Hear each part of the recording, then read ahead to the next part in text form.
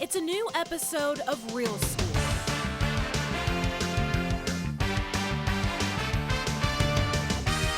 And we're welcoming 2013 with some noise. We're joining in on fun as Duval County students have a ball at a local basketball game. How many students were there and which team came out on top? Plus, we're taking a look back at 2012. Sit back as we revisit some of our favorite stories, look at some of the district's major milestones, and have some fun. For the first time, we're showing you some behind-the-scenes moments with all three of our hosts, including lots of laughs and some funny faces. You've got to watch to find out. Real School starts now.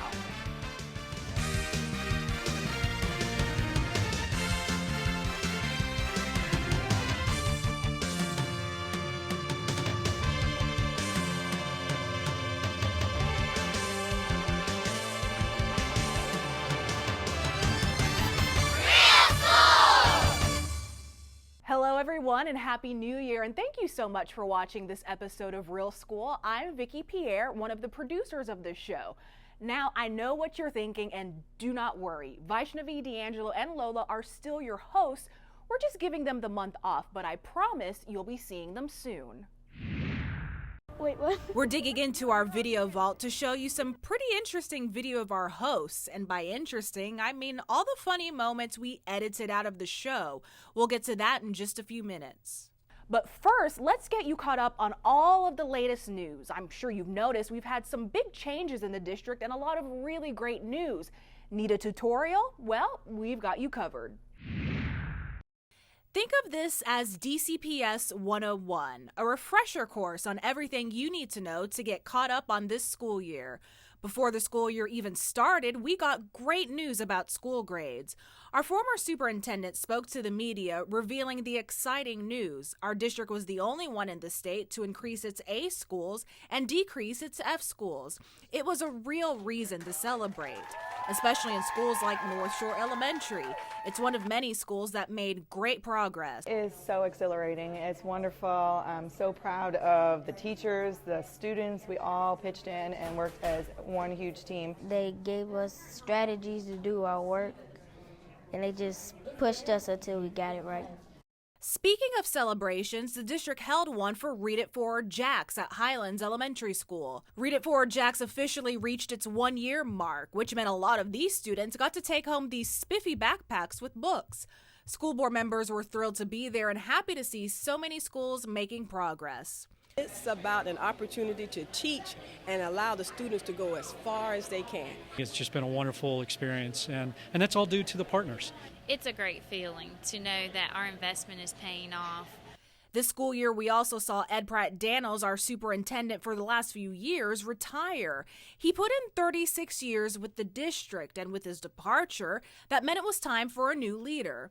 The school board went through an extensive and very public process of interviewing candidates from all over the country. In the end, they offered the job to Dr. Nikolai Vickie. He hit the ground running with forums, school visits, and ushering in some new changes. He says he wants to take this district from good to great.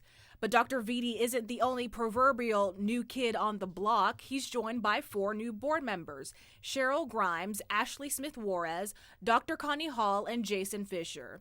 And we know they're excited about continuing the district's successes. One success we can't look over: Duval County's federal graduation rate went up nearly 4.5 percentage points, and many schools saw their rates increase in the double digits.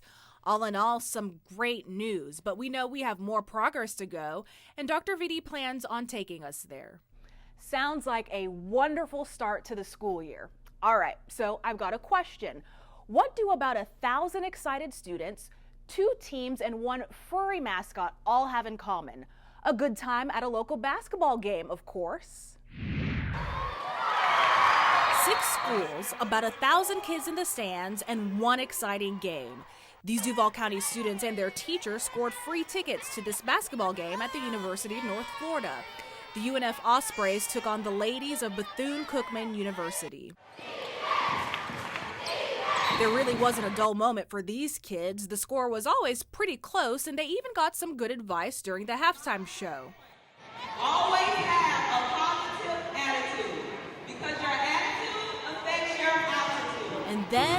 was Ozzy.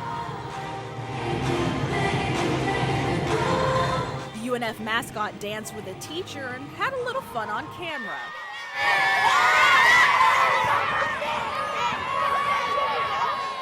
In the end, UNF won by just 1 point.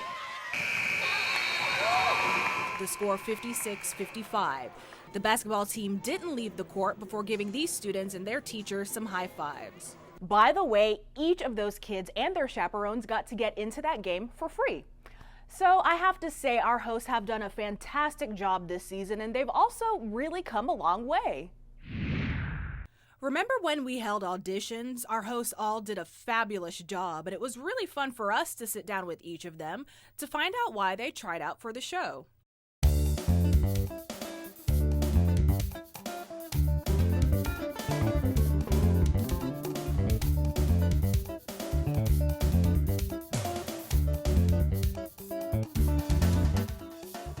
I've always been interested in acting and being on camera, so I thought I'd try out. I was kind of nervous because there were a lot of people showing up, but then again I thought everyone was pretty nervous.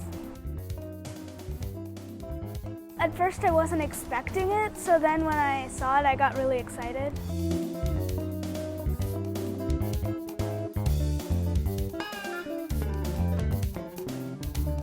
Well, my drama teacher had told me about it during class, and it sounded like a really neat experience, and I've always wanted to be on TV. I was really stoked because my principal had told me, but I was about to try out for cheerleading, so I was like, yay, but I have to focus on this. I'd made the show, and also I'd made the cheerleading squad.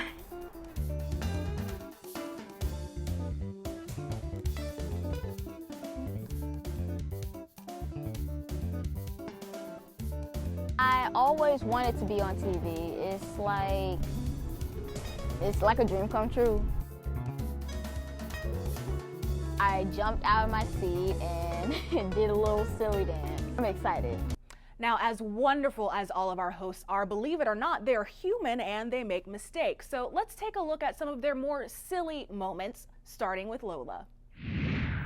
From the moment we began working with Lola, we knew she had a pretty good sense of humor. And I'm Lola! We also knew she had a good attitude. Even when we made her do silly things like holding strange poses. And then there were those times where we made her laugh. We're blinking every once in a while. But one thing we noticed is that Lola made a lot of funny faces when we weren't paying attention. Check these out.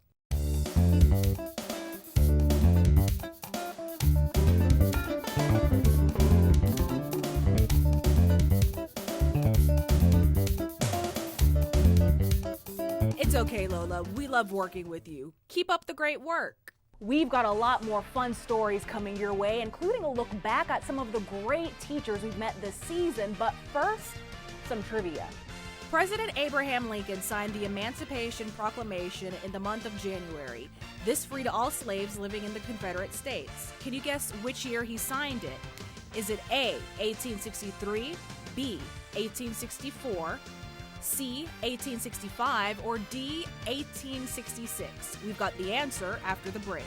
For the break, we asked you which year President Abraham Lincoln signed the Emancipation Proclamation, freeing slaves living in the Confederate States.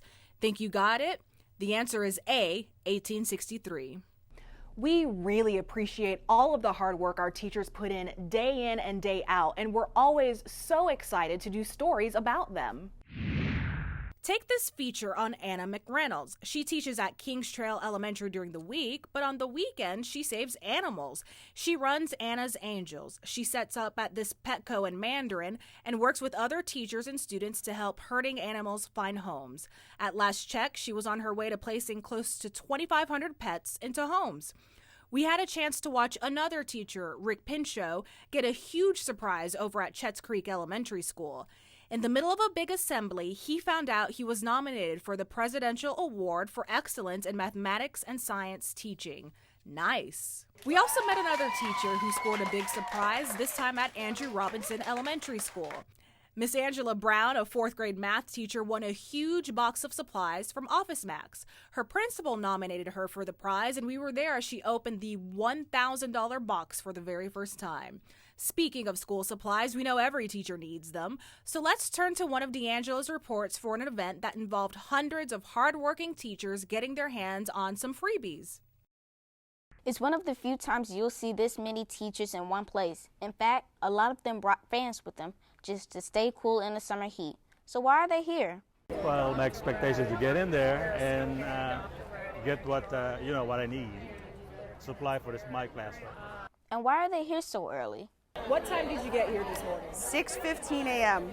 Wow, is this your first time? No, last year I got here around 7:30 and I was 353, so I figured I might as well get here an hour earlier. These teachers are here because of what's on the inside of this building. Lots of free school supplies in the Teacher Supply Depot. A great giveaway right on time for the new school year. I'm actually an art teacher, and so I'm constantly struggling for supplies and quantity, and I get cardboard, egg cartons, paint, anything I could ever need for my classroom here. Hundreds lined up waiting for the doors to open, and once they did, you need another bag? They were allowed to fill up 3 bags with as many supplies as they can fit inside. We have over 1,400 donors, businesses, particularly those businesses that are moving or that are renovating or downsizing. They have been giving us tons of stuff. These teachers lined up to get into this room full of high-demand items. How many? One pack. But these aren't the only things the teachers are after. Check this out.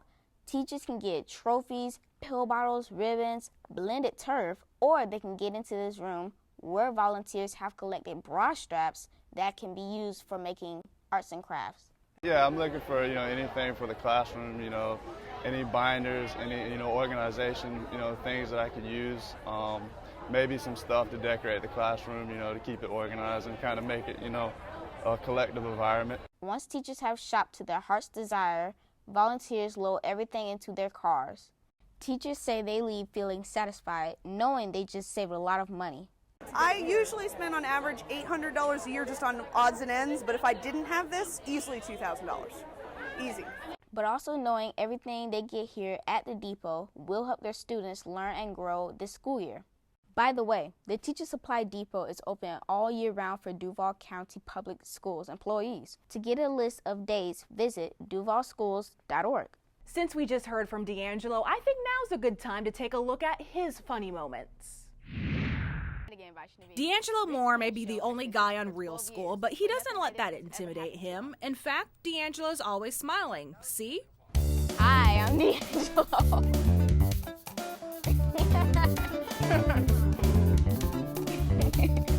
D'Angelo is also pretty creative. It was his idea to use a book in this part of the show, but he did get a little tongue-tied. The next time you visit Andrew Jackson's high school, But he got it right, just like a pro. The next time you visit Andrew Jackson High School, don't be surprised if you see a lot of red. We also had fun giving D'Angelo props, like this wallet and also these goggles, except they kind of got stuck here. Aw, it's always great to work with you, D'Angelo. See you soon. We're almost done with Real School. We'll have more on an important event held every year for local high school students. But first, some trivia. Many well-known people, past and present, were born in January. Can you guess which of these notable figures was actually born in February? Is it A, civil rights activist Martin Luther King Jr., B, Civil War General Robert E. Lee, C, First Lady Michelle Obama, or D, actor Clark Gable? We'll have the reveal after the break. Before the break, we asked you which one of these notable men and women was not born in January, but instead February. Still thinking about it? The answer is D, actor Clark Gable. For this season of Real School, we did features on just a few of the really neat programs taking place inside of our schools. We began at Frank H. Peterson Academies of Technology and got a look at their TV production program. Students produce the morning announcements throughout the school week, and they work as if they're in a newsroom. We also traveled to A. Philip Randolph Academies of Technology and spent some time with their cosmetology students. Students are learning to cut hair, do nails, and facials. On top of that, they have the chance to get licensed to work in the state of Florida. Finally, we went to Waterleaf Elementary School. We took a look at what special programs and enhancements they have in place for students who are deaf and hard of hearing. Students in Duval County get a lot of wonderful opportunities to learn outside of the classroom. But how about learning in the sky? Here's one of Lola's reports about a science lesson that took place up in the air. The hot air balloon came to Frank H. Peterson looking like this, but in no time,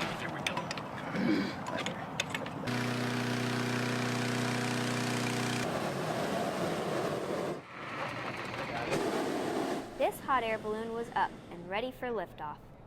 Anytime you can get hands-on experience and see things unfold in front of you, it sticks in your mind much more than if you're reading it in a book. That hands-on experience is exactly why RE/MAX Realty teamed up with the school's aviation academy and gave them a chance to experience their hot air balloon on campus and at no cost. Students would learn all about flight and see how a hot air balloon really works. Not to mention have fun by taking a ride. For years I've been teaching, about hot air balloons in the textbook and the pictures and that, but to students that's just still theory. Until they can actually see it, hear the sound, see it go up, maybe even get a ride in it, is just the greatest thing. So this is our first year to do this with the students. Like I say, before that it was all really theory for them.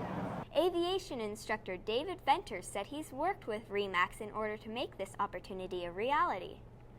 Both students and teachers went up in groups of 2 and 3, 20 feet above the ground. A hot air balloon, it's a little different than an airplane where you're powering through the air. Hot air balloon, we use the heat to make the balloon rise. We actually heat the balloon hotter than the outside air, which then gives us lift, and then we float with the wind. You can bet they all had a blast soaring through to heights they've never gone to before. I'm feeling kind of crazy. I've done a lot of crazy things, and this is adding on to my list.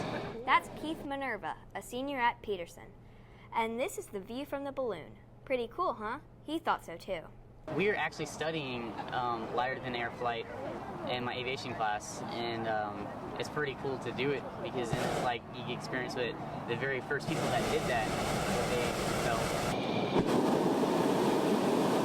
We're floating with the wind. It's not powering through anything. It's not creating enough lift by a rotor like a helicopter would.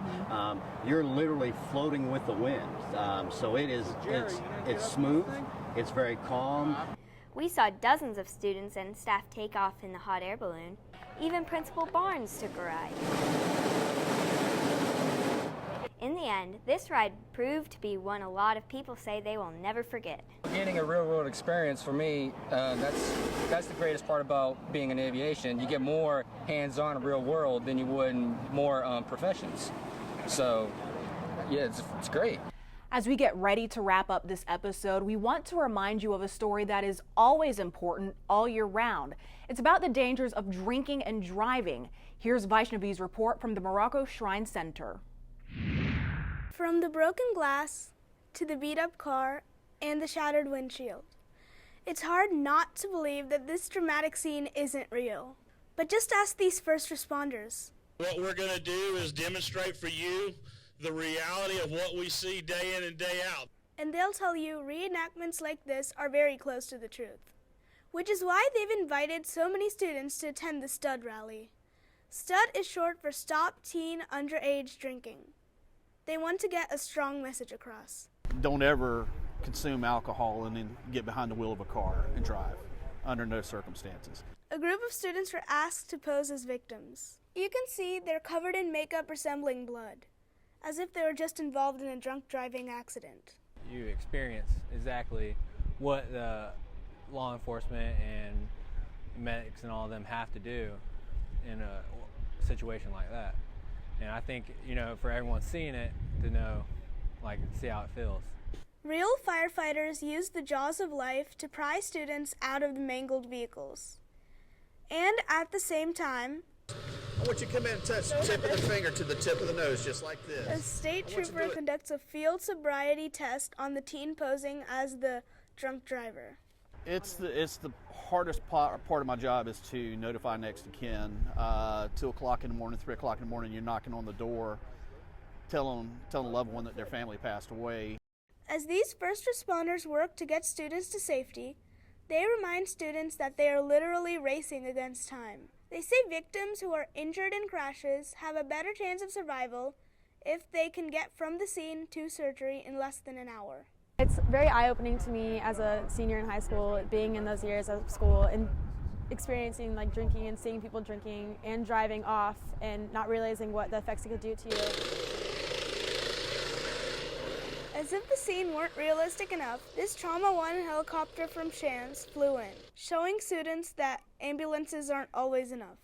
In the end, several victims were pronounced dead at the scene, and the teen accused of drinking arrested. Even though these student actors could walk away from this reenactment, first responders say what these teens witnessed could very easily happen to them if they're not careful. Not everyone involved in a drunk driving accident is so lucky. Yeah, I mean, it's in the movies. You have superheroes in the movies. Nobody's invincible. There's other ways to get home. Call the parents, call a friend, somebody that hasn't been drinking. Call somebody, come pick you up and take you home. The best thing you can do to protect yourself is to never drink and drive. Also, don't get in a car with someone you know who has been drinking. If you need help, troopers say you should never hesitate to find another ride or call someone to pick you up. Vaishnavi would probably prefer if we didn't play some of her funny moments, but Vaishnavi isn't here. Sorry, Vaishnavi, but I think she'll enjoy them, and so will you. Vaishnavi is a friendly girl, and from the first day we started working with her, we noticed she could memorize her lines really quickly. And like the other hosts, she's always willing to try new things. Why not? Like doing this segment where she gets out of a car. But we even convinced her to shoot this portion of a show in a restroom because we really wanted her to use a mirror as a prop. That's all right. What a good sport. And if you haven't noticed already, Vaishnavi often gets a case of what we call the giggles. I do, Lola. I'm teachers. Let's get back to the... We love hearing Vaishnavi's laugh. Good job, Vaishnavi. Now, we did let all of the hosts know we'd be playing some of these funny moments throughout the show. I hope they're not mad at me the next time they see me, but to be fair, I'll let you see some of my bloopers before the show is up. Well, thank you so much for watching this episode of Real School. The next episode with Vaishnavi, D'Angelo, and Lola will premiere Sunday, February the 3rd at 10 a.m. on WJCT. From all of us with DCPS-TV and the district, thank you so much for watching and have a wonderful day.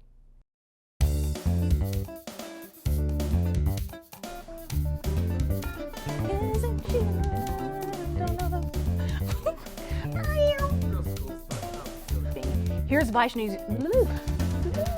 Thank you so much for watching and have a wonderful day. Look at this hand.